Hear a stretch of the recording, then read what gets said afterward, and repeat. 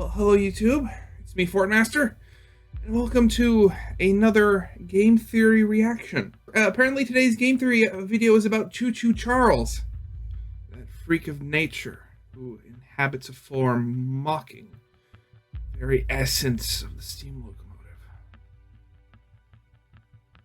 But in all seriousness, Choo Choo Charles looks like a fun game. Was even thinking of doing a playthrough of it, but we're gonna have to see. I have a fair number of things that I want to play before then. But the fact that there's a game theory episode about it, that's what's confusing me. Because from the playthroughs I've seen, there wasn't that much like hidden lore behind the game. It was just, there was a mining company, they started digging, they discovered the eggs, they discovered there was a lot of energy in the eggs, and they could try to harness that, but then Charles escaped the caves that they dug into, and you have to kill him by sacrificing 3 of his eggs to make him want to fight you in a mortal battle. So it's safe to say that I have absolutely no idea where this is going to go. So other than that, let's actually see what it's going on, shall we? It was a beautiful morning on the Oh, don't mock Thomas the Tank Engine. That sparkled in the sunshine. Okay, I understand wanting to get a picture that looks similar to Charles, but that's not even a train. That's like a truck that they use in parades. Come on! I expect better things than this. As he hunted down every living soul, he was feeling pleased with himself. What a very useful engine he was. Hello, Internet! Hey, I don't know if you can tell this, but my voice is shot. I apparently caught what my 4-year-old had, food poisoning, coupled with extreme muscle stiffness, subsequently followed by 4 days of not having a voice. And I recognize that in order for this video to go up in any semblance of a timely fashion, it needs to get recorded. So if you'll excuse me, I'm just gonna hand it off to head editor Dan. I'm going to now put all the ice on all of my nodes, and I'm gonna rest my voice in the hopes that I can finally record this incredibly long FNAF Timeline episode. Anyway, Dan! Oh, alright, I will talk to you later. Oh no, poor Matt Pat. Okay, well, in that case, let's see what Dan has to show us, eh? Hello, Internet! Welcome to Game Theory, the show that always choo-choo chooses violence. Just like how you should always choo-choo choose to hit that subscribe button. I know. Do it.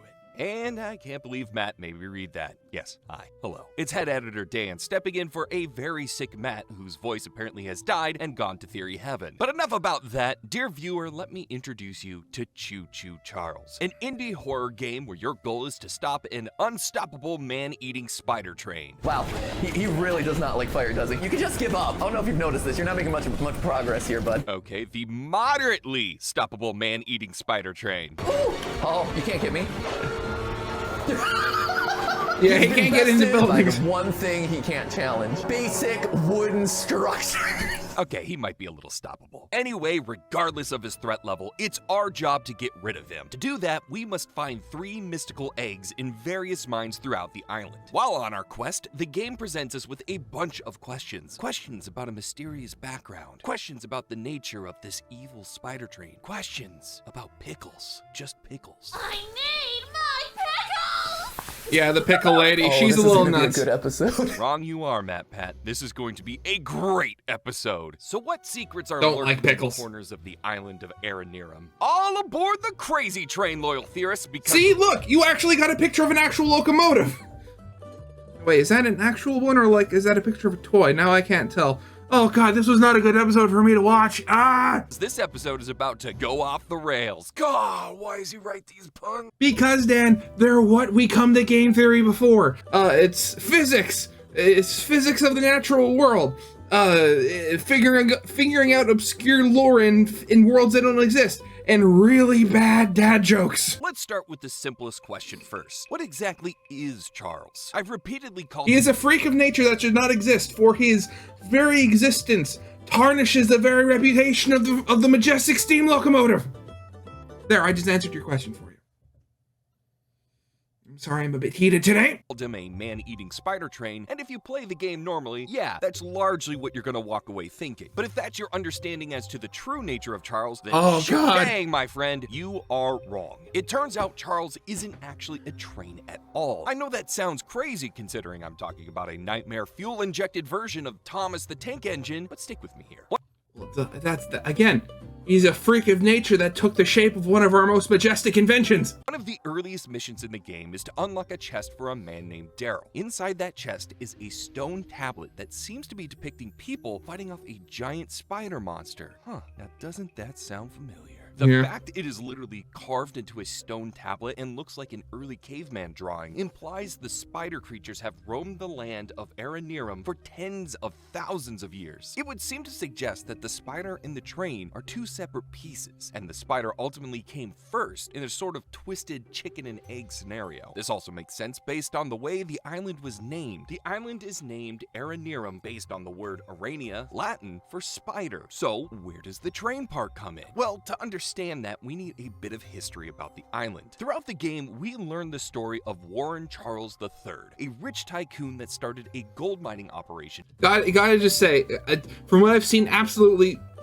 perfect character design. Love it. Love this game.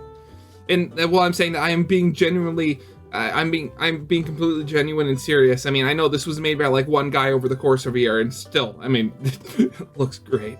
On the island, and we see evidence of his operation everywhere. Large open mine shafts, mine carts, tools, tall buildings full of essential mine-related paperwork. Ah yes, my room dedicated to my filing cabinet. But most importantly, he brought his trains. Warren is the reason for the rails running all around the island. He needed mining trains to carry his spoils to and from the mines. The narrow gauge. Our first train from Eugene at the beginning of the game, you can see the Charles Mining Company logo plastered on the side. So on that note, have you ever stopped to take a look at Charles' train cabin? I understand that the answer is of course, he's the exact same model as the one you drive. Eat your face. Naturally, you're not going to walk towards it and ask for an inspection. But if you do manage to get a closer look right before you're devoured, you may notice on the side of the cabin is a logo for the Charles Mining Company. The train belonged to Warren. It was not part of Charles' original body. In fact, I think we can pinpoint exactly when Charles came into possession of the train. In the first mine we visit, there's a note left by Eugene that tells us this. While mining the farthest tunnel, we broke through a wall and into a large cavern.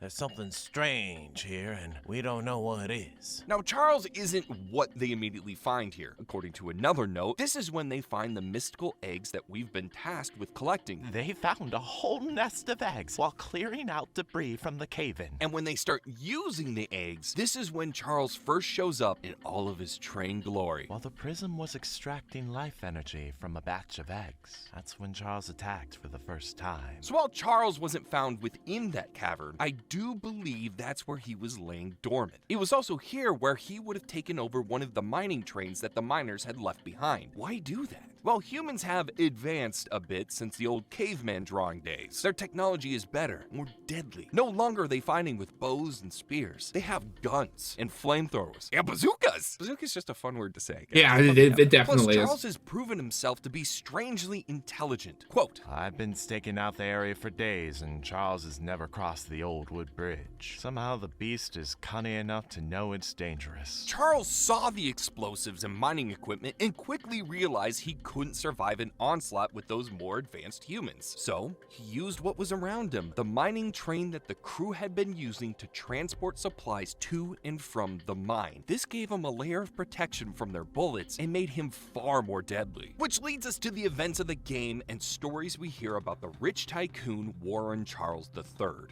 Again,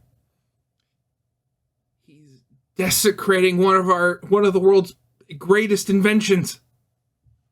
While we, and the rest of the island, want to take down Charles, Warren appears to have other ideas. He has hidden the eggs in 3 mines across the island, which means that nobody is able to summon and fight Charles. He even takes away the weapons of the locals in order to stop them from even attempting to fight Charles. My late husband built a gun to help fight Charles, but Warren's goons stole the barrels and took him up to their camp. So immediately, this guy gives off strong villain vibes, but his evil deeds don't stop there. We're told in another note found on the island that he made us bring our families to this hellhole, so we never need to leave or to keep information about his business practices away from the mainland. That's right, Warren is a shady businessman. Shocker. Mr. Warren never told anyone from the mainland about his mining operation here. He never even reported the cave-in. He hasn't paid us since then. Our living quarters are atrocious. Top it all off, none of us miners ever received copies of our paperwork. So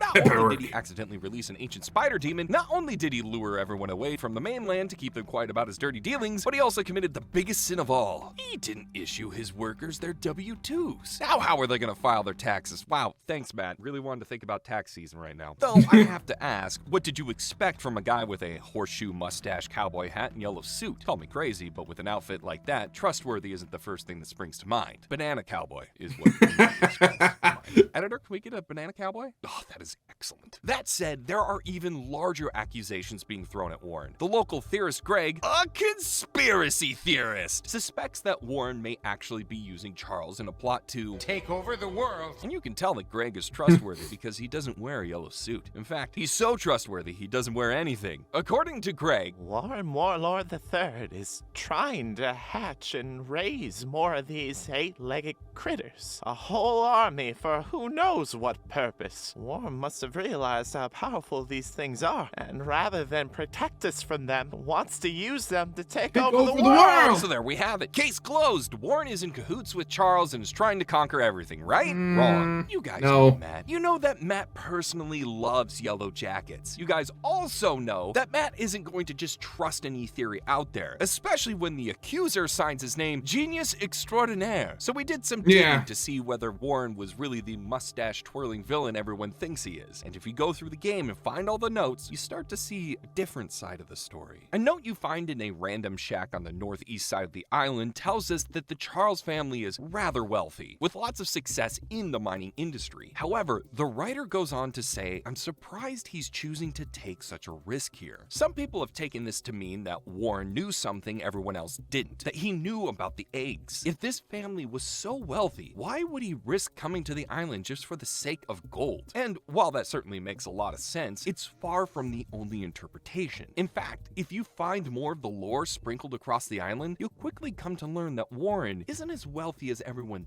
thinks he is. During the mission for Ronnie, in the center of the island where we have to climb a series of old towers built by Warren to retrieve some paperwork, there's a note you can find that tells us we'll need to strike gold fast if we want any chance of avoiding bankruptcy. The note is written in the first person. It's from the perspective of a person who set up this mining operation. And given these towers are where important employee paperwork is filed, files that Ronnie tells us no employee ever received, it gives me reason to believe this note is from none other than Warren himself. He set up the mining operation. He was looking for gold. And it's all because his company was running out of money. He wasn't necessarily bankrupt from the expedition, but he wasn't far off. And this was a last-ditch effort to save the company. That's why he took the risk. It wasn't for the spider eggs, thank God. It really was for gold. Again, I've seen people online suggest he was looking to sell these eggs for profit, only to realize how dangerous they were. But that also doesn't line up with what we see in the game. The character Gale tells us that while under Warren's orders, he was responsible for hiding the eggs and protecting them. We also see this echoed in a note from one of the mine shafts. Make sure nobody goes near the egg.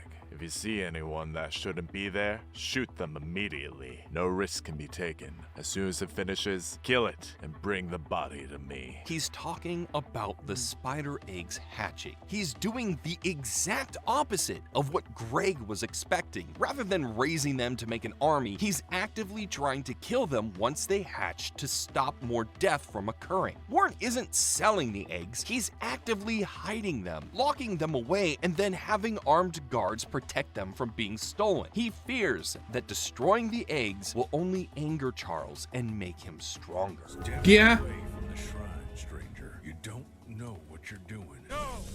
No!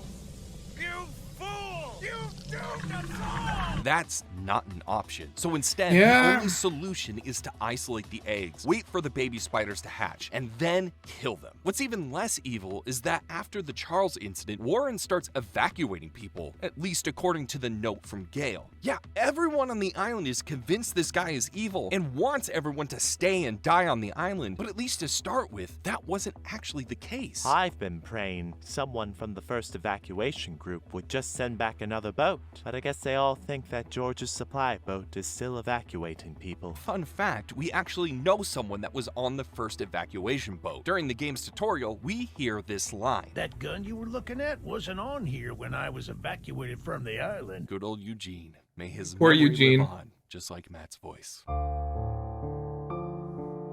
When you consider all this, it absolutely explains why Warren never informed the mainland about the cave-in. This wasn't about hiding bad business practices. It was about trying to stop others from coming to the island and either dying to the sharp legs of Charles or trying to destroy the eggs themselves. He was afraid of escalating the situation, and his fears are 100% founded because look who decides to The show player. up, us. And what do? Escalate the situation. We kill Warren's guards. We steal the eggs. We try to do the exact thing Warren was trying to prevent. Destroy the eggs. And lo behold, it makes Charles stronger. The only mistake Warren made was doubting us. He didn't expect us, or anyone, to be able to win the final battle. But can you blame him? We're talking about a giant hex spider protected by a train shell. I'd have my doubts too. Warren isn't the villain of Choo Choo Charles. He's just a businessman desperately digging for gold to try and save a dying family business, only to unearth a horrible monster instead. And if that wasn't bad enough, his employees abandon him. They all turn their backs on him and betray him. He saw the danger that was in front of them and actively tried to prevent Charles from becoming stronger. He evacuated people from the island and he didn't tell anyone else about it so there wouldn't be more deaths. And what did he get for his good deeds? Some face-to-face time with a monster he tried so desperately to keep contained. Or maybe, just maybe, Warren knew something bigger and something more dangerous was coming. And I'm not talking about the cave full of Charles eggs that show up during the post-credit scene. Oh no, my friends! I'm talking about this ominous warning found in a hidden note from one of the shrines. Beware the bus. His name is Gus. He's not on the island, though, so don't worry too much. When you go back to the mainland, don't ride the bus. Gus bus. Bus the Gus. He's bad